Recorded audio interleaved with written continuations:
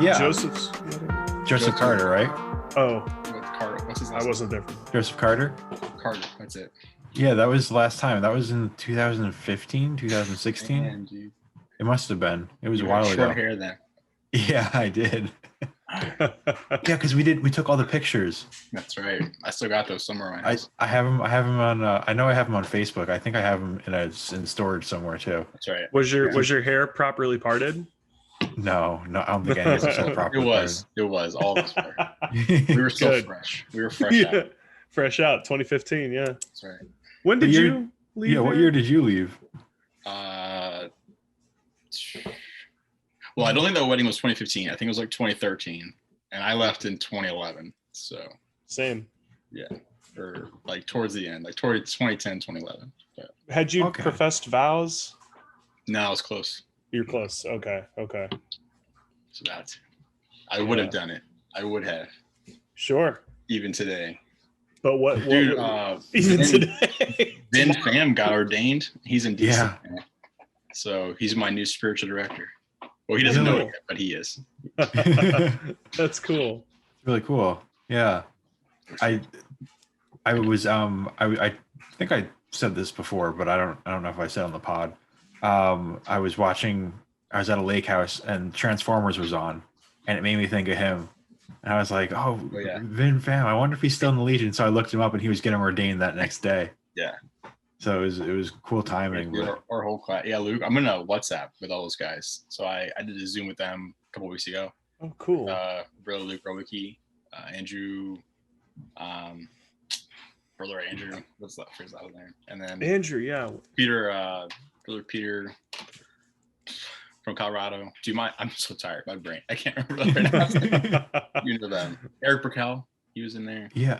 Yeah, they're all going to be in Indiana this year, or I guess end of the month. Gonna be deacons on the 31st this month. Nice. Oh wow. I was supposed to go, but I couldn't. Good old Indiana. But yeah, Is it going to be at the apostolic school there, or yeah, at the castle. okay, at the castle? At the castle, at the fort. Fort Knox. Jacob, did you get to see a lot of deacon ordinations there when you were there? We had one. One. Okay. Well, I think it was two. Jacob DeMont. He was yeah. there, and I feel like there's two. Dude, I don't know. Not many people know this, but so in 2012, Father Jacob Dumont called me and he said one of the brothers, he was going to run a camp at Indiana, and he called me. He's like, the brother that was going to run it just left the Legion, and it was Brother Ryan Harkins. He had just left, and he's like, I don't have a brother for this camp. Do you want to come out and run it with me? And I was like, I asked him if he would pay me, and I don't remember if he paid me. I think he just paid for my flight. I was like, yeah, I'll do it. So I went out there, and this was like 2 years after I'd left, but I was like, You might have already touched on this. What year did you leave? I put on my cassock. I pretended I parted my hair. And all the kids thought I called me Brother Eric. And it was the best. I gave meditations. I was not trained to do meditations, but I just You winged it pretty well. I winged it, dude, and they believed it. And then at the very end, I said, "Hey guys, I'm actually getting married in 2 years." Jokes on you guys. I apologize. You just like in your cassock, like make out with your I was girlfriend. like, guys, I'm not really brother. That's crazy, bro. That's hilarious. But dude, it was the best. It was a whole month. We did 4 oh my god, you fooled him for a month? For a whole month, I was Brother Eric. Oh my god. Dude, it was crazy. Did you wake him up to Christ our King and everything? I woke him up at Christ our King. I did everything. You did the whole thing, yeah. I did meditations in the morning. I altar served. I taught the kids how to serve, and then. What was their age group? Oh, the ones that are easy to manipulate. It was like 10 to 14. Oh. I could have told them anything. Yeah. And then well, you kind of did. Yeah. We were in Indiana for 2 weeks, and then we did another camp at a Hispanic church, which was interesting because like my Spanish was not good, and but I made it work. And then the last week was at Edgerton, I think, in Wisconsin, but it was nice. Nice. Yeah. Wow. Dude, That's really cool. nothing beats the Guayabera. No, nothing beats a Guayabera. We've been talking about that. Dude, I need to get. I think we should only do this podcast in Guayaberas, actually. That's a good idea. We should, Yeah. Yeah. we should also Mail 'em part our out. hair and Shine our shoes. exactly. Yeah. We have to do the whole 9 yards. Yeah. And did I ever ask you what made you leave the Legion? Have I ever asked you that? No. No. Do you want to hear? I'm a shitty friend. Do you want? No, it's okay. It's Let's all hear right. the story. Yeah. What's your I'll put it- Legion? I'll put it. Has this been recorded? It's okay. Yeah. Yeah. Yeah. I'll tell you. Are you The cool with whole- that? The whole state knows. I've told everybody, but I'll tell Oh, you. okay. Okay. So, all right. So I'm part of a group of people called the Maryland Five. Okay, it was myself, Josh Fatzinger, Jacob Watkins, Neil Baldwin, and Joe Carter, and all of our moms came together, and there were some other guys, The Simpsons. I see. This is why I was like, if you record this, they're gonna. I'm like dropping names. Doesn't really matter, does it? But so all of our moms got together, and because this is when the whole thing came out, and I remember Josh left first because his mom pulled him out. Also, he had a dentist appointment, and so he was gone for like a week.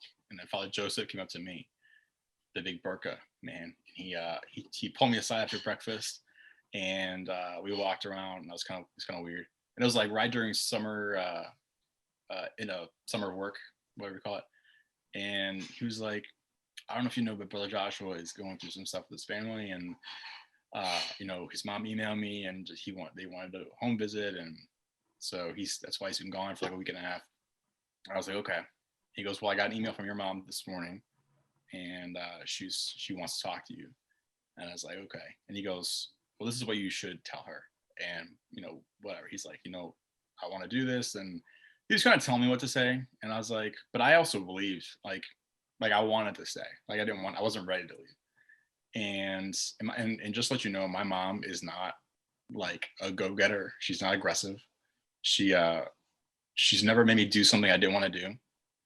But he's like, go on reception, and she's gonna call you today at like 1 o'clock. So I went on reception, and I waited there for her to call, and she called, and I said, Brother Eric, Legionaries of Christ, or whatever that was. And she goes, Eric? And I said, Mom? And she goes, and she went off. My mom is a tiny old English lady from Massachusetts, and she sews and knits and quilts. She's not aggressive. She yelled at me on the phone. She goes, Eric, you're coming home right now. I'm buying you a plane ticket. You're going on the plane right like today, or it was like today or tomorrow, whatever. And I was like, Mom, look, I'm trying to I told her a very charitable way. I was like, Mother, I understand what you're saying, but I really think I need to spend time with the Lord. And that's nope. And she went off. And I was like, okay. So, and Father Joseph was like, don't make your family mad. And this was like 2 or 3 months after they had visited the in Cheshire, and they had a good experience. And so it was really weird. So the next day, Brother Adam took me to the airport, and I came home, and I figured out what was going on. And she brought me up to, well, first I got back in touch with Joshy, Brother Joshua, because we were neighbors. Him and I lived in the same town. So, so 2 other ex-legionaries reached out to us while we were home, and they wanted to take us out to dinner and tell us what we didn't know about the Legion. They wanted to tell us all the dirty details about the founder and all that crap. And so we went out to this restaurant in DC, and it was so awkward because there's 2 ex-legionaries. Another one worked at the restaurant. He's a waiter, and he already had a girlfriend, this blonde girl, and she was pretty cute. But I introduced myself as Brother Eric, and then Josh nudged me. He goes, his name is just Eric. And then one of the other guys explained, yeah, these guys are in the seminary. They're discerning their vocation, and because I was convinced, man. I had my convictions. I was like, I'm not gonna just say Eric. I'm Brother Eric. I'm a Legionary of Christ and everything. But anyway, so we sat there for 2.5 hours listening to this guy tell us everything about. And this guy had been in the Legion for 14 years, and to this day, I hate this guy. Okay, I won't say his name, but I hate this guy. Yes, the Legion had its problems, but this guy destroyed like our vocation. Like he destroyed Josh. Okay. I drove Josh to this restaurant and Josh didn't say a word the whole time. All right. I was like defending everything this guy was throwing at us. I was like, I'm not gonna like say that the last 2.5 years and then the years I spent as a coworker were wasted. Like I learned a lot. I grew as a person. And people saw it. I came home and my neighbors, my church was like, dude, like not dude, but like my mom's friends that all come out to me and like, you've really grown. I can tell you're so much closer to the Lord. And I was like, I appreciated that. And I wasn't gonna let this guy tell me that those years were wasted. Right. And but so we listened to him, came back. Dude, Josh cried. Like poor Josh, man. He was a mess. And I know he went back to Cheshire. And he just didn't work out. And for me, my mom took me up to Massachusetts to see her family, and my uncles and aunts, they're all atheists. Dude, they're not religious people. And I mean, my uncle's Catholic, but he's not like, my aunt is an atheist and she didn't really care, but she visited me in Cheshire and she had a good experience also, which was another thing. And my grandmother came to visit me in Cheshire and she never leaves the state of Massachusetts. And she met Father Joseph and she had a great experience. But they came up to me with all these papers and all these articles about the founder. And they're like, did you know about this? I was like, yeah, I know. And I was like, yeah, the guy was a loser, but, he didn't influence my vocation. It wasn't his decision for me to come here. It was my own decision. And they even asked me, Father Jason asked me, he's like, now that you like during candidacy, he's like, now that you know this, do you want to go forward? I was like, yeah, absolutely. I want to go forward. I want to keep going. So anyway, it was all a bunch of bull and I was really upset about it. And so my parents or my mom, I went with my mom and my sister with my brothers. And I'm sitting in the front seat on the way back to Maryland from Massachusetts. And we're on the pike. Okay, we're about to hit Connecticut. And my mom at the last minute goes, if you want, I will drop you back off at Cheshire. But we're already in Connecticut. So I have like half an hour to decide if I want to go back to Cheshire or I want to go home. And because like, if I go home, I'm staying there. If I go to Cheshire, something, it could be good or it could be bad. So I was like, dude, I was crying. I cried a lot. Like the whole ride, I was a mess. I was like, Mom, just go home. I can't handle the stress. I can't. This is so stupid. So I went home, drove all the way back to Maryland. And then after that, dude, I was so lost. Like I didn't know what to do. And my parents, God bless them, I hope they never watch this, but they didn't really do very well at helping me transition. Like, okay, so like if it was my kid, now that I am a parent, I would have been like, okay, so you've had a rough time and I'm really, really sorry. But what do we want to do now? Okay, there's this university, there's this university, blah, blah, blah. But I actually discerned the diocese and that didn't work out, obviously. But, I'm glad I gave God the first chance and the second chance and then realized, my path was to be married. But during that time, it was like, it was super weird. And then I don't know if you know Colin Davis, but he was a Legionary and he left and now he's a priest in Arlington. But he reached out to me and he was trying to help because he's part of that whole Maryland. Well, I guess because he's in Virginia, he met up with us in Maryland and we had some, got together some weekends. But dude, Colin Davis was my favorite Legionary of all time. He cut my hair a bunch of times when I was a coworker, but he was so funny. And even he told me some stuff about his experience leaving and it was messed up. But he's a priest now and he's happy and he's in a good place. And but anyway, I just remember he called me one day and I was walking through community college and he was like kind of giving me, I mean, I've changed a lot, but when I came out, I was like super bitter and I didn't want help from anybody. And he called me and he's like, hey, you need to do this. You need to set some goals. You need to figure out what you want to do. Like he was kind of doing the thing that I wanted my parents to do. But I was like, Colin, dude, I can figure it out myself. Don't worry. I was really proud. I was like, don't worry about it. And I never talked to him. I didn't talk to him for a long time after that. But I regret that because I was like, I probably should have, maybe asked him to be my mentor or something to help me kind of go along. Cause I mean, dude, I didn't know what, I mean, I don't know how you guys, I know James, you went to Korea and I don't know, bro. I mean, it's like, we were all kind of like trying to find ourselves. And, Yeah.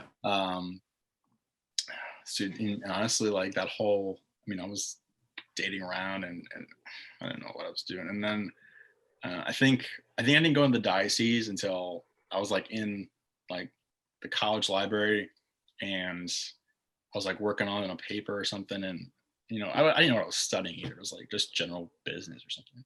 And then like found myself on the website of the Washington Diocese. Sorry. And then after that, I was like, all right, so I keep coming back to this website, so maybe I should, you know, figure that out. So I went to the channels and I started getting a spiritual director and figuring out if this is what I should do. And it was like 2013, I think. And I was meeting with a priest on Capitol Hill, and I met with him like 2 or 3 times. And it was all leading up to a Sikh conference in Florida, and Josh and I were going to go on it together. And I mean, I could tell you the whole story with my wife is a whole other thing, but long story short, we were friends and then we started dating. And I told the priest that I was like going to go to the Sikh conference to pray about it. I came back and I was like, you know, Father, I think God's calling me to date this girl. And he said, you know, he told me, he's like, there's always gonna be a Heather in your life. So you might want to, you know, get this one out of the way and just make sure. So it's better that you find her now rather than find her later during your vocation. I was like, that's true. So we started dating, and obviously it worked out. And then, but after that, I mean, honestly, college took forever. I didn't graduate college till 2017. I mean, I was in college. I feel like I was in college forever. Like since, I mean, I don't know. I mean, I didn't know what I was doing. But now, hey guys, now I have an awesome job. I have a beautiful kid. I have a nice house. I got my PlayStation over here. Dude, I'm living the good life. My wife is awesome. We make brownies. Great. And What do you do now? I work for a company called Haibu. Have you heard of that? No. It's the #1 digital marketing company in the country. Wow. And I am a marketing consultant for them. So I work in the Maryland, Baltimore market, and I'm working with like lawyers and pest control companies and doctors and all these people with money. And I make good commission, and I make it as well. So that's awesome. I'm saving up for a Tesla. Or at least I was until I got recalled. So now I'm probably going to save up for a truck or something. Well, as a guy who works in in a Ford. Yeah, Ford came out with the new the all-electric F-150. That's right. Yeah, exactly. You know, you don't have to do that. As a guy in oil and gas, you know, I'd appreciate if you, stuck to. That's right. I forgot you're in the gas market. Diesel, you know. Diesel. Trust me, I support you in the diesel. So we buy a lot. It's just, your story is so interesting to me because in my experience, I remember being very tortured when I left like the diocesan life. For me, that was more of a struggle to make that decision. Yeah. But for you, the leaving the Legion was kind of that tortured kind of like, I mean, that 30 minutes was not a good time. And my mom didn't know what she was doing. And so you were coming back from that meeting with that guy you hate now, and it's just, and that was that the drive back that guy from him? That was the guy. That dipshit. Yeah, that was me. Josh and I were driving back. Oh, okay. Drop off at his house, and we didn't talk the whole ride home. We didn't. Wow. It was like a 45-minute drive. But was it anything you didn't know about? Was he telling you anything new? Was it all aggressive? Stuff we've been told? Yeah. Just degrading at all points. Yeah, I mean, what did he say? He was telling us like the reason behind why there was a group A and a group B, and they couldn't talk to each other, and just like the conspiracy theories behind keeping secrets. And you're like, why do you think these people don't talk to each other? And it's because the founder told one person one thing and he told somebody else another thing, and they just never communicate. I don't know, some stupid shit. But I was like, I mean, I understand that, but obviously those things have changed, and I mean, it sucks. It's like, makes sense on what you're saying, but it's not correct. yeah, like I didn't understand. I mean, he was talking to me from a 15-year experience, and I was in for 2.5, and I was like, it's like I get it. And there was some other stuff like with the like the first Legionaries, like Father Bayetis, and the other one from Ireland. He's Bannon. Bannon, yeah. He's got some secrets. I don't know, but Yeah. But look, I mean, at the end of the day, these guys they're men. They're imperfect, obviously. I mean, do you see the world we live in right now? I mean, we got Yeah. we got all kinds of crazy people out there. I'm not going to say any group of people, no matter who they are. Dude, I was on TikTok today, and I was doing you guys go on TikTok? No. I scroll, dude. If you go on there's some crazy people, and it's really random stuff. Yeah, so random, and all these people on their live channel. So I ran into a what do you call himself? He's a bishop, but he had like a gay pride flag behind him, and he had a blue shirt with a white collar, and he was a Catholic bishop, but he said he was from an old Catholic, and he said the Catholic Church he said his church was the first one, and the Roman Catholic Church broke away from him. And I was like, are you kidding me? So I started questioning him, just talking, and I was like, eventually he blocked me, because I was like, how can your church be the true church when you contradict everything the Roman Catholic Church teaches? And he's like, well, there's an answer to that. Block. But I was just like so annoyed that this guy, because he was like pro LGBTQ, he was pro everything. Everyone's fine. You can do what you want, live your happy life. There's no rules, there's no regulations. Like, come on, that's not religion. That's just politics. Yeah, it was just like, I don't know. I need structure, guys. I can't stand these people who just. Yeah, and also he's not a bishop. I don't know what he said. He was like a caring Catholic. Or shoot, I wish I remember what he said. He was some really weird Catholic church. Sounds like someone you'd meet. I'm about to keep my eyes open and find this one. But yeah, man, story not too exciting, but no, I think that's pretty exciting, man. Like, yeah, it sounds interesting. You should have seen me like 5 years ago, dude. I was on fire about this. I was like, these people. I'm gonna like, now it's like, dude, it's 10 years later. I'm married. I got a kid, and I still talk to my buddies in the Legion, and I'm happy for them. And is it one of those things where you feel like your life really could have gone either way, and you'd be just as peaceful and content? Is it one of those things where it's like, because you made a decision, it sounds like you made it kind of quickly, almost like yeah. Well, honestly, for me, like, I feel like I always felt like I could have done anything. I could have married or been a priest, and I would have been happy. Yeah. Like, if I hadn't left Cheshire, if none of that happened, I'd probably be ordained right now. I'd be there still. So if that experience hadn't happened, it's entirely possible you might still be a part. Even if the founder had issues and whatever, all that stuff happened, whatever. Right. I probably would have still stuck around. So it really was the way this guy presented things that like freaked you out or made you like, it was jarring, and it was just something off-putting, or. I mean, how old were you? You were what? 20? I was 20. Yeah, we're all like young, man. I felt like we were all very impressionable still at that age too.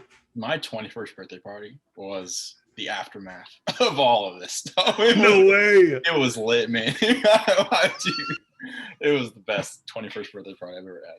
Do tell. Well, it was in so my birthday's on October 30th, so Halloween, and my family's all in Massachusetts. So I went up there, and I actually stayed with my grandma for like 2 or 3 weeks just to kind of get away. And my cousins, who I hadn't seen in a long time, also my cousins who are girls, sent me a picture of themselves when I was in Cheshire.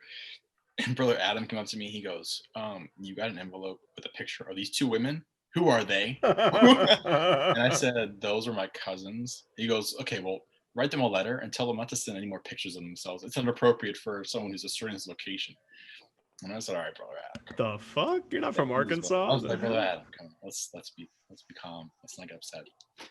Be more like brother Ryan. He's calm all the time.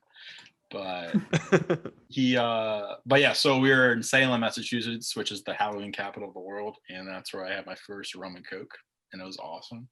And then we went to a Halloween party, and that was lit. And then, dude, Salem, I don't know if you've ever been to Salem in Halloween, but everyone is like in the streets in like cosplay or whatever. Like it was massive. It was a huge party, and we had a good time. I mean, I was out late just meeting random people, just really trash, but it was it was the best. It was good for me to like get that in my system. But yeah, my 20s was rough. Sure. Was it almost like a finally get to do some of this stuff? Like nice to be yeah, a little bit. Yeah, it was, I mean, it was nice to, I mean, I think we all can relate that we were all kind of like on our own a little bit, trying to find ourselves and figure out, okay, what's next. Yeah. And for me, it was like at that point, I was just like, I have no idea, so I'm just gonna party right now. I'm gonna drink some rum and coke. I'm just gonna drink my rum and coke. I'm perfectly fine, and everything's good. But, but we all found different outlets. Like Josh and I found the Catholic Student Center at the University of Maryland, and he's doing great. Josh also, he's been in focus for 8 years now. It's his new Legionary's life is focus. So I think he's going for the record right now over the longest, because usually you do 2 years. He's done 8. Wow. He's been in Pitt. He went to Nebraska. He went to Arizona. Now he's back in Maryland, which is nice. Now he lives down the street from me again, which is pretty cool. So now has he had to move the entire time he moved to Arizona and moved? Yeah. Oh, okay. Yeah. It's pretty cool. But he's got some decent benefactors that take care of him. So apparently, I don't know who they are, but then he got the fundraising part done very well. Yeah. I'm not one of them, but I know he's doing well. So yeah, that's good. Yeah, he keeps asking me.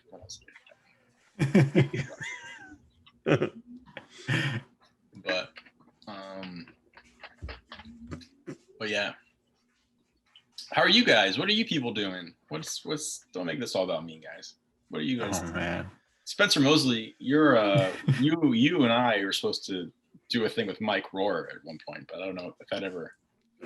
Well, you were supposed to come to Houston and you blew me off. That's what was supposed to happen. What happened? We had this whole conversation with our shirts off. We were, that was yeah, exactly. Yeah. Wait, why were you? Yeah, it's a long story. I was drinking mimosas or something, and Mike had a Irish whiskey, and Spencer was drinking beer, and it was like 8 o'clock at night on a Saturday night. Yeah. Before I had kids, before I had a child, so I was like, I can do whatever I want. We were up till like 2 or 3 in the morning. Yeah.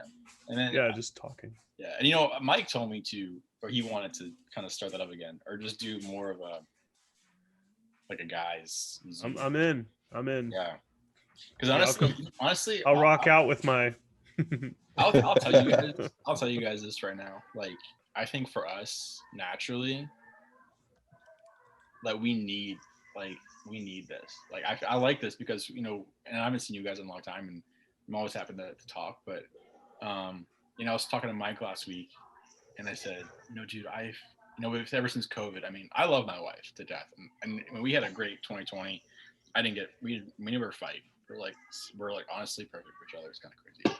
Yeah, it's awesome. But I told Mike, I was like, I need to get out of the house, and but Mike's in Louisiana. Josh is, he lives down the street, but we're both so busy with our kids and our jobs, and we never see each other.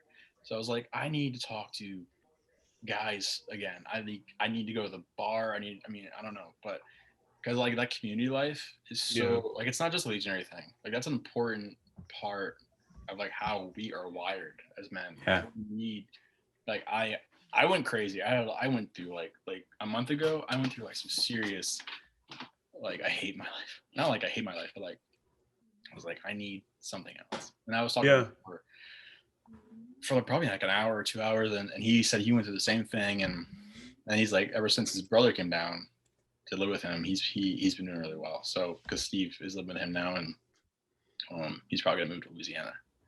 But yeah, so like, I mean, honestly, if we do more things like this in a positive vibes Yeah. kind of setting, like that'd be awesome. Yeah, man, the more the merrier. And I'm totally with you. It's tough, like finding friendship after the Legion. I don't know who I talked to about this, but it's like you kind of grow in this environment where you're around people constantly. So it's like really easy to kind of make friends because you have to. Right. And then you get out in the real world and it's almost like making new friends. You feel like you're almost forcing yourself into situations. Yeah. And putting yourself out there, and it's awkward and it's cringy because you don't really have the tools yet. Yeah. And it's definitely needed though. I'm with you. Like, yeah, gotta have it. Totally. You gotta have your PlayStation time. You gotta have your guy time and your, everything. Even that is like super. It's fun, but it gets toxic. I mean, I play COD, so the COD, the COD community is so toxic, and I honestly I love it, but it's also kind of like I hate myself afterwards. Sure. Yeah. No, I feel that way doing different things, but yeah. Like what? Tell me. Just loving himself. Mm-hmm. Oh gosh. Yeah, but that's true. It's funny how like things that I would fantasize about, like, oh, I wish I had some time to game more. Mm-hmm. Now that I have time to game a lot, I don't, because it's too much. It's like I'd rather just spend time with people. Yeah. But exactly. Like I watch these people on Twitch sometimes, like they play like 10 to 15 hours a day. And it looks like I mean, it looks amazing. Like I would love just to, but can you imagine sitting in your chair playing video games and just talking to a chat for 15 hours a day and just, everybody in Seoul, Korea, right? Yeah. Yeah, that's my image of it. It might not be true. They can do it all day. They don't care. But no, it's pretty popular in the US now too. Yeah. But they're all millionaires, man. If I had got a Legion and I knew, I would have started my Twitch channel right there. I would have got you would have started Twitch. It was Justin TV back then. You'd be in the left seat next to Bezos right now. That's right. Space cowboy. Yeah. So I got a question for you. You went through high school, and then did you immediately join the Legion? Or you did a year of coworker? I did 2 years of coworker. Okay. And 2 years of Legion. Okay. But honestly, like being a coworker, it's like being a Legionary. I mean, at least I was the last year before they started the RC Mission Corps, whatever that is. Like when they had to wear suits and kind of live the same lifestyle. Mm-hmm. And dude, the Legionnaires I lived with, man, they kicked my ass. I was such a lazy, piece of shit. I didn't do anything. I went to Florida, which was nice. But my job was to start the Virtues program at the school, the Royal Palm Academy.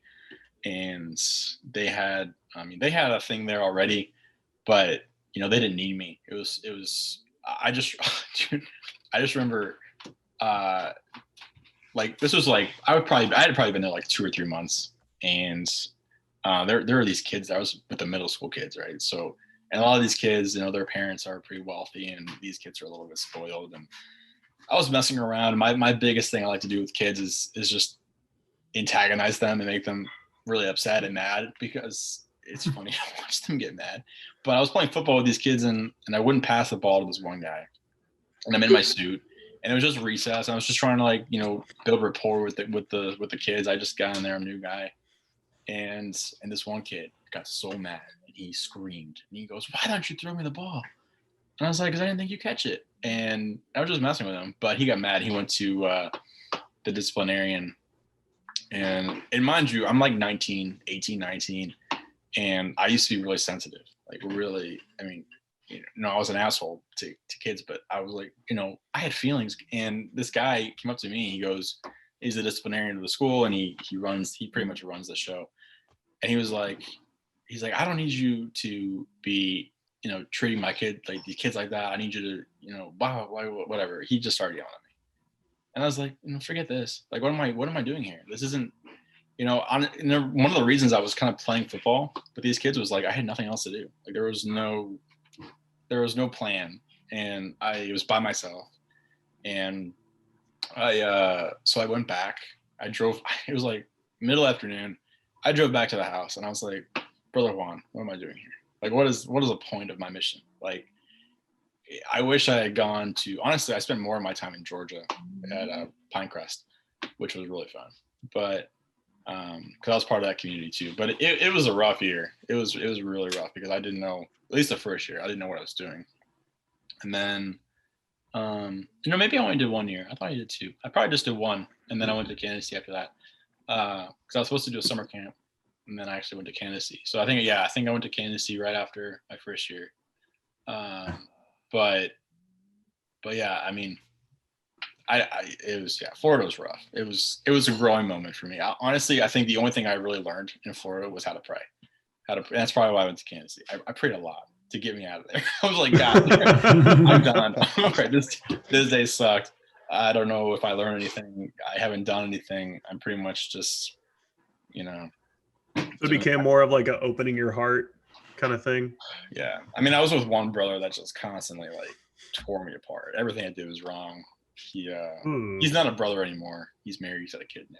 But I'll tell you what was his name? Carlson. You heard it here. Nick Carlson. If you're I know that name.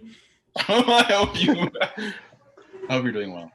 But, we wish you well, bud. Dude, I remember. Yeah. Well, shout out Nick Carlson. My last week, I had all this stuff like bottled up the whole year. Like every time he would yell at me or something, I would like internalize it. And then I talked to my spiritual director, Father David, and he was like, "Yeah, you better talk to me about it." I was like, "Okay." So him and I were in Miami one night, and we had visiting a family, came back, and he wanted to like drink some beers or whatever. And I was like, "That's fine." So then once I had a beer and I was ready. So I was like, "All right, Brother Nicholas, do you remember back in," and this was probably, February or whatever of, I'd already been there a year. So I was like, "Hey, do you remember back in August when you said this?" And then I was like, "Do you remember in September when you said this?" I would go through the whole year, and I was like, "What the heck? What's wrong with you?" And he would explain it. He would apologize. He was nice about it, but I was like trying to get it out of him, like, what was that? So, but it was a growing moment. But it was good. I mean, nothing against him. He was really cool, but it was rough being by myself. I don't think. Like I said, like I'm a community person. Like I need people, and I probably should have had another person who wasn't a Legionary kind of with me, and that would have helped me a lot. Which is why I was in Georgia a lot, because that's where Peter Fagan was, and all those guys. Who's going to be a priest soon, also. Yeah. Crazy. It is. Yeah, dude, it's so crazy. Like it's gone by so fast, and it's really crazy. Sounds like you're doing really well, man. You got plans for the future with career or just anything in general, like kind of thoughts? Well, I don't know, guys. I mean, whatever God wants, right? But I think right now, I'll probably retire from this company. I hope I'll stick around. I hate it. You really like the company, yeah. I love it, man. I have a really good team, and I'm really excited about this. I'll tell you guys. So I don't know what this means. You guys are all in sales, right? We're all in sales here. Okay. Pretty much, yeah. So you guys like the commission checks, right? Those are pretty nice. Okay, so I've been hounding this guy. Okay, so this kid came to my house last week. He works for a pest control company. All right, so he came to my house and he wanted to pitch me on pest control, and it was like 8:00 at night, and that was nice to him. I opened the door and he was doing the whole sales thing. I can kind of see through it. And he goes, "Oh yeah, well I'm working with your neighbors, the Lopez's and all those people." And I do the same thing because I go to a company. I'm like, "Hey, yeah, I work with this company and this company over across the street." So I was like, I let him do his pitch, and I was like asking questions about his company. And I was like, "Well, who's your boss?" And he goes, "I'm not really sure, but I think his name's Thomas." So I looked up I did my research. I found the guy, and I reached out to him on LinkedIn, and I just hounded him. I just messaged him because getting a hold of him. I hate calling people because it's 2021, guys. I can talk to people on Facebook. I get more appointments on Facebook and LinkedIn than I do on the phone. I don't know what your industries are like, but I just do a quick video sometimes on my phone. I just send them on Facebook. Anyway, I've been talking to this guy, and And he said the only reason he wanted to talk to me, he goes, I get marketing calls all the time. And the only reason you're talking to me or I'm talking to you is because you met with one of my interns. And I thought that was cool. And I was like, okay, wait, whatever. Do you want to meet up? And he lives in Manassas, which is like an hour from my house. So I drove out to Manassas, which is it's like a desert out there. But it was like 2 days ago. And this guy's he's our age. He's a young guy. He's got his own company. He's doing really well. And mind you, I also work with some companies that have low budgets. Okay. And this is a budget story because it's kind of cool. So, I mean, there are a lot of people who are stingy with marketing. Like, I got $500, I got $1,000. Okay, great. This guy spent $200,000 on his marketing last year. Okay. I get 80% right now of the initial budget. There's no management fee. My company just gives me 80% of whatever marketing budget they choose. I get a huge chunk of the first month. So I was like, if you want to spend $200,000 on me, you are allowed to. And honestly, him and I, we just sat in his truck and at a Sonic and he bought me a shake, and we just talked and whatever. So that's gonna be huge. I'm meeting with him again on Tuesday with my whole team, and I met with some lawyers today that they spend probably $15,000 on their marketing. Oh no! So I asked this. Oh, Thomas is the pest control guy. I was like, all right. So realistically, give me a magic number. What's a good number for you to? He goes anywhere between. He had to like think about it. I was like, take your time. He goes anywhere between 10,000 and 50,000. And I was like, a year? He goes, no, a month. I was like, okay. Listen, let's meet on Tuesday, and then let's talk. So like, holy shit. So my job's you guys want a job? We're hiring right now. We're growing. That's really cool, man. Hi, boo. And you said tech industry, right? Or yeah. So we digital. I'll give the spiel. So we used to be Yellow Book back in the day. Back in the 19. Oh. We were Yellow Book, and then in 2006, Google came to our company and said, we like what you guys are doing with the small businesses. Why don't you partner with us? So they partnered with us. Now we're Google Premier partners. And then in 2008, we went straight digital. And then Facebook came to us, and then Microsoft, and then Yahoo. So we work with all these huge tech companies, and we have all the Premier badges with all of them. And we have the magic stuff. So like all these other companies, they say that they're partners, but they're not. They don't have the technology to like keep up with the market, but we do. And we were also ranked 5 years in a row, top 50 companies to sell for. So, nice. Yeah. So if you guys are, where do you guys live?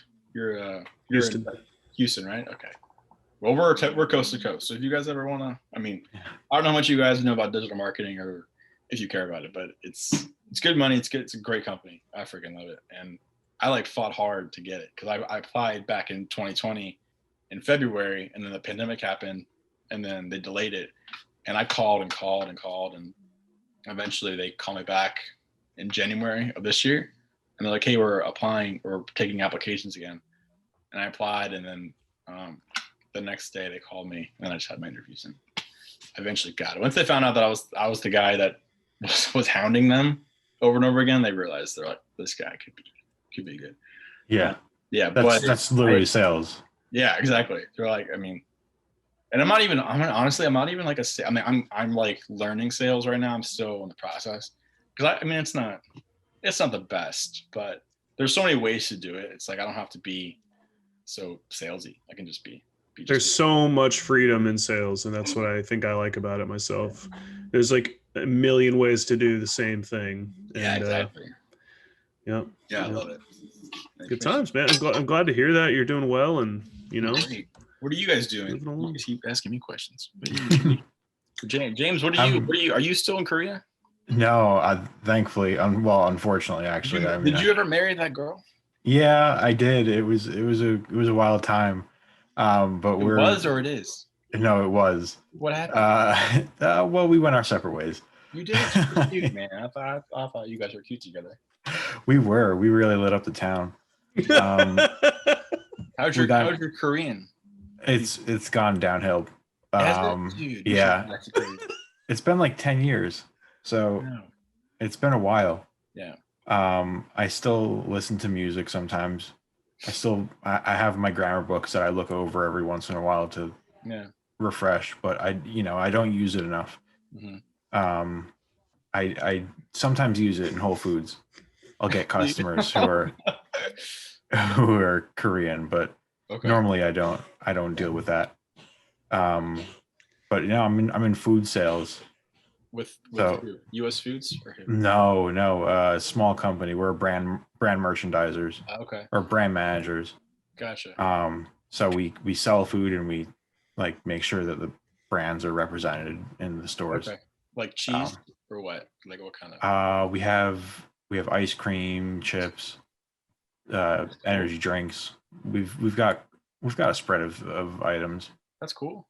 Yeah, no, it's pretty cool, and it's the freedom to choose my own schedule Yeah. is really nice.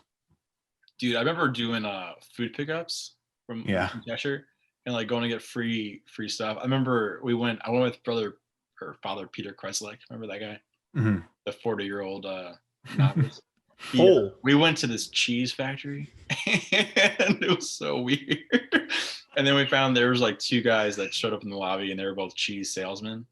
And this one guy, I'll never forget it because this one guy, he had his pinstripe suit on, his slick back hair, and he was ready to sell some cheese.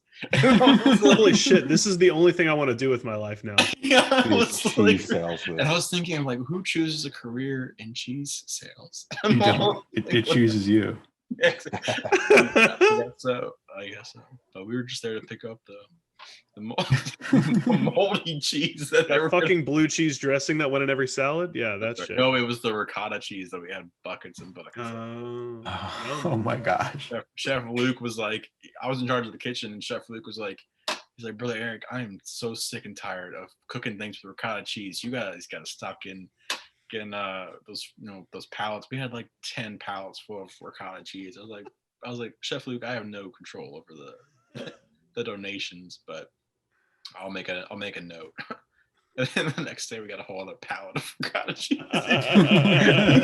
He was pissed. And I was like, brother, I told Josh, I was like, we gotta figure something out because we got fridges and freezers full of ricotta cheese. Amazing. It was bad. Dude, oh man, Chef Luke, dude, he did some magic in that kitchen. I mean, we had some. Dude, do you remember when who was it? Peter. Who's the Peter from Michigan? Martin, yeah, dude. He went out with somebody. I think he went out with Brother Adam and somebody else. Maybe it was Jonathan Martins, but they like killed a deer. And they brought it back in a truck and they dragged it into the kitchen and they put the carcass in the freezer, thinking that Chef Luke was gonna cook the deer, the roadkill for dinner. And I do not remember this. That's really amazing. Brother Peter, Peter Martin took like pictures of it. These are the stories. Oh my! If anybody has that picture and is listening, please send them to us. Yeah, I don't. Oh my gosh, Peter Martin. See, I don't know if he saw. That's hilarious. He told me he was like it was the greatest night of my life. Like him and Brother Adam were on a truck and I don't know if they hit it or they found it on the side of the road. But they dragged it back to Cheshire. It's so disgusting. Oh my god! But then the next day, like there were bones. There were bones on the dinner tray. And I was like, where did this come from? But I don't know. I don't know. I don't know. I couldn't really eat. That is so gross. I love it. Yeah, it was bad. And the food really went downhill in Cheshire compared to Icus. I'll say that. I wasn't cooking it. That's right. It's because you weren't cooking 400 people by yourself. No. Well, like he was in charge of the kitchen too. Remember Brother Abraham would cook? That was pretty good. Abraham. Yeah. he was a phenomenal cook. He was good. I know. He's still good. I remember we were in summer vacation and we caught some tilapia in Winnipesaukee up at Icus, and he fried it. He breaded it. And he cooked it, and we all ate it. It was I think he deboned it too. It was amazing. Wow, he was good, and he should have been in charge of the kitchen. But okay, honestly, let me tell you something. I think they try to test legionaries by putting them in the kitchen, making them in charge of it to test like their willpower or something, because every legionary that was in charge of the kitchen ended up leaving. I don't know. I mean, it didn't affect me. Honestly, I was in charge of it. I don't know if they were trying to push me out or what, but I hated being in charge of the kitchen because candidacy came in and I had to cook for them too. I remember one night I got in big trouble because we had just gotten back from, it was like a Saturday hike day, and also, back then I was really bad at time management, and they didn't teach you that. They were like, hey, here's the kitchen, good luck. There's no like, hey, you should schedule your time here, because now being in the working world, it's like, okay, I need to, time management's pretty key. I wish they had taught me that, because I was all over the place. I got ADD. Okay, I'm a kid of the 21st century. But anyway, we got back from a hike day, and it was like chicken is like this roasted chicken legs or whatever we had in the oven, and then broccoli, and then soup and all this kind of stuff, and it was really good, and I was really proud. And then at last minute they're like, oh hey, the candidates are coming in, you got to cook for them too, and they're going to be in the other room. And I was like, there's not enough food for them, here's some pizza. So I cooked up all this like crappy, like just shitty pizza for them. and then one of the brothers came up to me and he goes, who was it? It was the vice director. I forget his name, but he was the one who came from Colombia. His English wasn't very good, but he was like, Brother Eric, you must cook the same food for both communities. And I said, well, there wasn't enough food. And he goes, he was like, well, it looks bad. And I remember it was like, who was it? Daniel, Brother Daniel, he's still in. But he got mad. He goes, what is this pizza? Why are we eating pizza? And they're eating chicken, and because they had to come in and get it out of the kitchen. They saw us leaving with this gourmet chicken, and they had this box pizza from Safeway. And I felt so bad, but I was like, what am I supposed to do? And then I didn't know what I was doing. I remember, who was it? Brother Ruiz, what's his face? He had to teach me how to make the soup. Okay, I didn't know that the bags of soup, you just put the bags in with the soup and it thaws in the water or whatever. I cut it open and pour the soup into the water, thinking it would all stir into the water and it'd be this amazing soup. And he goes, no. So he helped me fix it. But I knew the soup was gonna be watery and it was gross. And this was another night. But I just remember they came up to me and brother, who was it? There was one of these brothers he was in your class. Or no, I think he was a humanist. Who was his name? Brother, he's a blonde hair, blue eyes, kind of short. Brother Drew Patterson. That's it. He came up to me. He goes, he's like really happy, brother. He goes, Brother Eric, that was the best dinner we've ever had. and honestly, I was like in my head. And then and some other brother came up to me. He goes, yeah, it was great. We really enjoyed it. And that was when I did everything wrong. It was horrible. And I was like, guys, you don't need to be nice to me. It was horrible. It was the worst dinner ever. I was pretty negative, but it was pretty honest. In my head, I didn't say, obviously, like we're men, like obviously we want to be charitable, but in my head I was thinking, you guys are full of shit. that dinner was horrible. You guys are just trying to be nice. But whatever. Yeah, that attitude was a pretty big staple. You're going through something horrible and you just, kind of like, yeah, it was great. Yeah, So. Do you remember who was the Korean brothers? Oh, Brother Andrew Lim. Oh yeah. We were in it was like a month of work, and we were cleaning out the back. What was it called? The behind the kitchen. What's that called? Dumpsters? Huh? Never mind. No, yeah, the dumpsters and just where the food was. We were cleaning out where all that area, and then but like in a month of work, you work in silence, and then Brother Andrew was like, Brother Eric, you should smile. It's okay to smile, be joyful. Jesus loves you. And I'm like, because when I'm working, I'm like, you're not smiling. I'm just in silence, and he kept bugging me. He goes, Brother Eric, you must smile. The Lord loves you. Jesus is good. I said, Brother Andrew, we're not supposed to be talking. And he goes, yes, but you must smile. It's good to smile. So annoying. I love him so much. And then I got really mad. And I don't know if you know, but I've got an anger problem. I used to have like a like a kuhar anger problem. Oh shit. And I was like, Brother Andrew, if you keep talking to me, I'm gonna have to go to the rector and I'm gonna punch you in the face or something. And he goes, okay. Oh my God. He did his thing, like, but you must smile. Okay. That's amazing. He was. I love all the brothers. Brother Andrew, brother. Who I think some of them are still. Brother Abraham still. Steven Brother Abraham and Steven are still in. Brother Steven Joel. Oh, okay. Sorry. He posted a pretty cool backflip on Instagram the other day, and I was like, Nice. "Oh, that's my boy." Yeah. My In Termini or something. My kid's asleep, and my wife said I'm being too loud. Oh snap. I live in this old 1940s house that papers on walls. Oh yeah. That's all whisper from now on. I don't know why I got quieter. Like that doesn't you do guys are anything. allowed to. No, but dude, I could tell you so many stories though. What else happened? I mean, we had a ball though. Honestly, I mean, Cheshire was. It was fun. I had a good time. And who was the other? There was another brother, from Canada, who he left right before. I think right before you, James. No, I left first. You were the first one. Yeah. I remember when you left. And that one. I'm not used to people leaving. Even today, when people leave my job, like my team, and I notice that they're gone, like we've lost like 3 or 4 people in the last couple of months. Yeah, they just didn't persevere.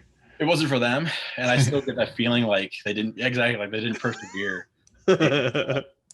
And one of the brothers told me like they used to say, yeah, he's dead, he's gone, he didn't make it. And then I told my boss the other day, I was like, yeah, Josh didn't make it, and because we lost one of this guy, Josh was on our team, he was struggling, and he ended up going to another company. And I realized he was gone because I looked at his LinkedIn, and it said another company under his thing. But I had a meeting with my boss, and I was like, Joshua didn't make it, did he? And he goes, is he dead? I was like, no, he just left the company. He goes, What the fuck? I got really Josh, if you're listening to this, and we know you are, yeah, you just want to give you a big shout out for being alive. Yeah, good job, Josh. No, he's. I'm glad you're still with us. Oh man, but yeah, man, it's pretty cool, man. It was the best. Jacob, you were in Sacred Heart. Yeah, I was at Shaken Heart.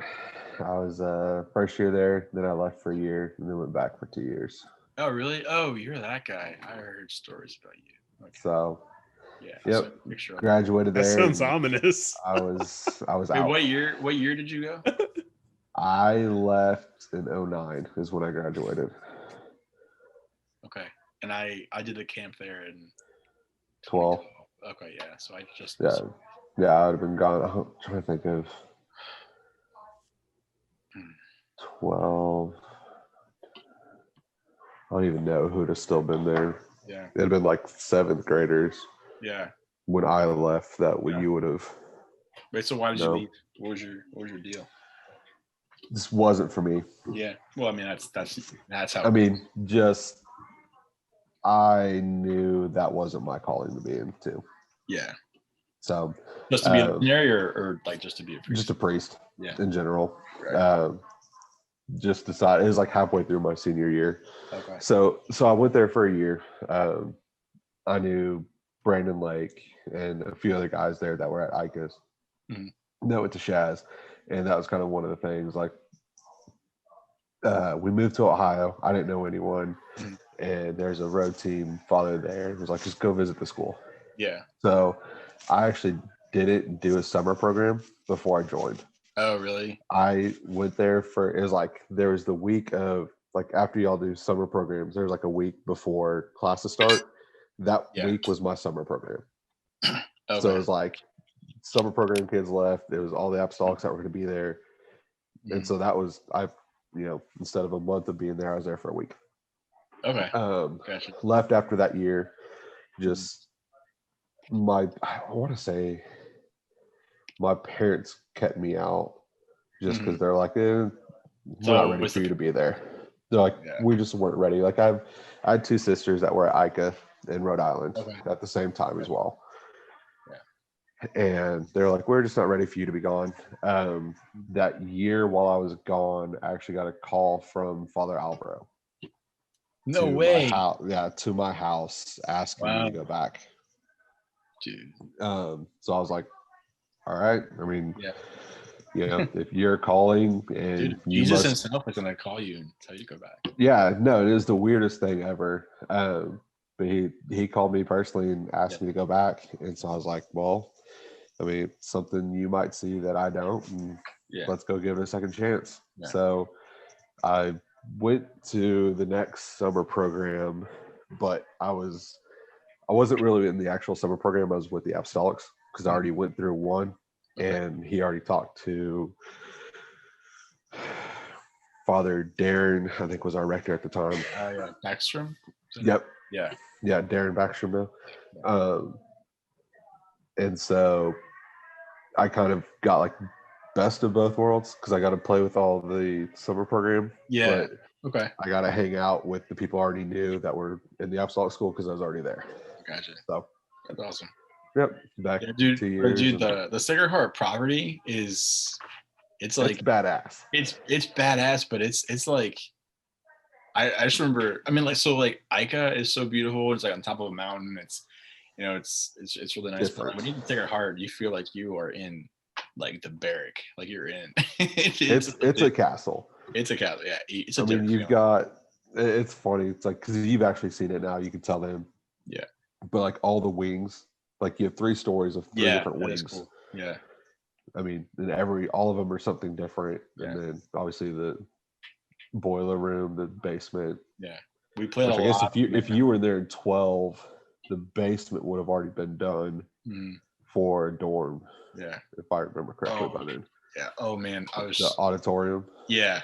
When I was there, we were playing soccer and I've had surgery since then, but I twisted my knee like this, and I was running backwards in that auditorium, and I twisted it, and I remember I shouted the F word in front of all these kids, and it was actually I wasn't with the kids, I was with the ECYD coworkers, and they thought I was a brother too, but I shouted, "Oh fuck!"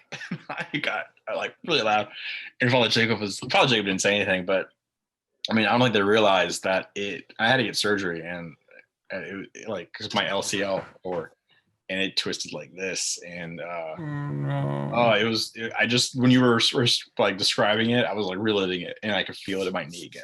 So you've been there and you've seen the soccer field, or the field we played soccer on, I should say. Yeah. Right.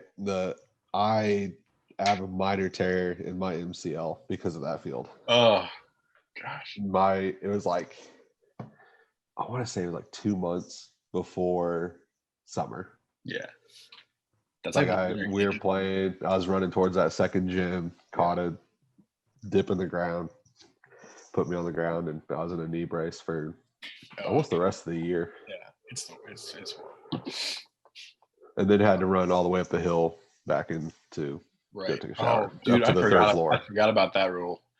You had to run from soccer run back to the showers and get dressed, and okay, did anyone, all right, Jacob wasn't there, but you know how okay, you know what made me mad about No Bishop was Josh Fatzinger, if you're watching, that kid. I honestly, I would every single morning, it wasn't to get to chapel first, it was to beat Joshua back to the cubicle and back to the chapel first. That kid every day, I don't know. I don't believe. Okay, honestly, I'll tell you, he didn't shower. Okay, he would jump in, jump out really fast. But I was so mad every single day. As soon as I got into the shower, he was already jumping out of as soon as I got into the bathroom, he would jump out of the shower, and his hair was already parted and whatever. I hated that because I always felt like I had to. I'm just really competitive, and I was like, do I need to be faster? And I was like trying to get faster and faster. And there was one day when I was already awake, and I was like ready. I was like, I had my towel and I had my bag and I had my sandals on, and I was behind my curtain in my cubicle, and I was ready to just run, and I was running. I was in the hallway and I fell flat from my face. I was like, no.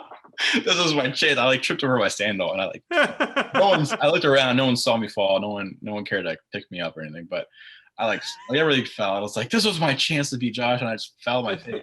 But I finally got there, and he ran out, and it was horrible. But yeah, him and Peter Martin, James was pretty fast. Spencer, you were okay, but that was mediocre at best. Yeah. I mean, honestly, the brothers who didn't care that much are the ones who were still there, and I probably should have, not cared so much about being, even though they make such a big deal about it. Like the faster you are, the holier you are, because you want to be in the chapel first. That was the saying. Yeah. It's like, come on, that's not. It wasn't. Yeah. So much time. They gave us more time to get ready though in Novitiate, didn't they? It was like, I think it was like 45 minutes. But really, dude, I remember one time I was praying my meditation in my cubicle, and I think it was during Holy Week, and I was just exhausted because I was cleaning the storage room in the kitchen in the back like late at night or something, and I was I was praying my meditation in my cubicle, and I should have been in the chapel because I was like tired. I think I was tired all the time. For 2 years I was just exhausted, and like adoration, it was just me standing up just doing this, like nodding, trying to like keep myself up, and I and I was in my cubicle. It was like Holy Week, like a Holy Thursday or something, or it was the morning time, and I was like kneeling I was sitting on my bed, and because my knee hurt or something, and because I still had knee pain, even in Cheshire, because the PE and everything. But anyway, I fell asleep during my meditation, and I didn't hear. I was like, if I sit here and in the chance I fall asleep, the sound of people walking past my cubicle will wake me up. It didn't. So Brother Ryan Richardson realized that my space was empty when everyone got in their spot in the chapel, and he came back to my my cubicle, and I'm just like snoring on my bed. He goes, Brother Eric, are you okay? I was like, hey man, I'm deep in thought, brother. And I was like, meditation. But oh my God, I was so great. But then I wasn't too bad because I know another brother, who was it, Brother Raphael. He like fell asleep. He like slept the whole morning one time. He didn't even wake up. He grabbed an meditation at breakfast, and but I didn't face him because he didn't really care. But I was just so embarrassed. I was like, man, he had to come get me. So embarrassed. But dude, I didn't enjoy meditation was rough. I still today like try to do meditations, but it's like it's not. It's easier to do them for other people. Yeah. When you have to direct them, it's easier. Like a guided, directed meditation. As a fake brother in Wisconsin, yeah. Indiana, sorry, right? Exactly, yeah. I don't know if I told this story. I directed some meditations too as a fraud. Nice. We were in the Mount Kisco Retreat Center. I don't know if you remember that place. It's near Thornwood. And the old house. Yeah, that old mansion. Yeah. And so there were a few women who I was supposed to come and help cook for the weekend, for a retreat weekend, but then there was a lot of bad weather coming in, so people didn't show up. Like no one showed up, and we got snowed in. So there were 4 women from New Hampshire and me, and the priest didn't even show up. So I had to give the retreat for them. Wow. And that who was it? Brother Peter Hopkins or Father Peter Hopkins? Was he the one up there? I know he. Yeah, he probably was. Yeah, it was probably one of them. It was one of the Hopkins. And I just remember like the priest called me. He's like, "Hey, could you give the meditation tomorrow morning?" I'm like, "Yeah, okay." Wait, how long ago was that? And that was 2011, 2012. Oh my gosh! Oh yeah, you were still fresh. I was fresh out of there, so yeah, no, it worked out. That's so funny. But yeah. Well, do you have anything you want to shout out before we sign off? What time is it? It's 9:22. 10:22 here. 10:22. You know, originally I was gonna be like, guys, I can only do 30 minutes, but I ended up sticking around because you guys are appreciate you, bro. Good people. You know, once Well, I don't know. I mean, I think it's really good to talk to you guys. First of all, and I appreciate you guys. I honestly wasn't sure what you guys were talking about. I thought we were gonna just bash people or something, or just gossip. I don't know. Maybe another time. Okay. Yeah, that's all fair. Yeah, so that happens off recordings. Oh yeah, well Spencer, look, you better, if they say anything about me after this, you better text me and let me know. No, but no, I don't have anything to shout out. I mean, I hope your YouTube channel grows. If you need help marketing, let me know. I'm a master. Thanks, hell yeah. Well, thank you. This has been Cucks for Christ.